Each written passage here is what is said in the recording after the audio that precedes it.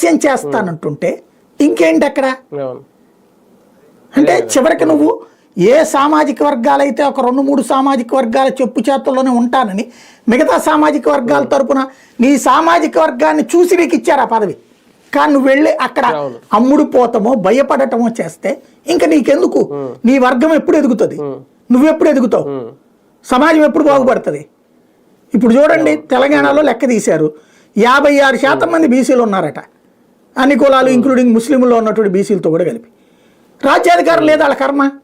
7% ఉన్నటువంటి రెడ్లు అక్కడ చలాయిస్తున్నారు, 3% ఉన్నటువంటి వెలములు ప్రతిపక్షంలో ఉన్నారు, లేకపోతే ఇంతకుముందు అధికారం చలాయించారు. ఎందుకు జరుగుతోంది ఇది? లోపం ఎక్కడుంది?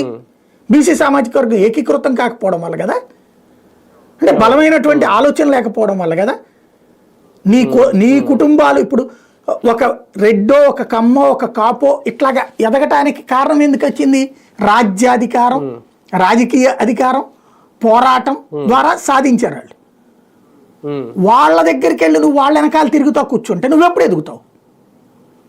2 తెలుగు రాష్ట్రాల్లో కూడా బీసీలు అత్యధికులు సంఖ్య.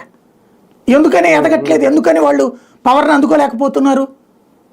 తెలుగుదేశంలో బీసీ బలమైన నాయకుడు, వైసీపీలో బీసీ బలమైన నాయకుడు, జనసేనలో బీసీ బలమైన నాయకుడు అని చెప్పుకోవడం ఏంది? ఆ లెక్కనైతే తెలుగుదేశంలో రెడ్లు లేరా, లేకపోతే వైసీపీలో కమ్మలేరా? సరే, ఇక్కడ ఒక్క 2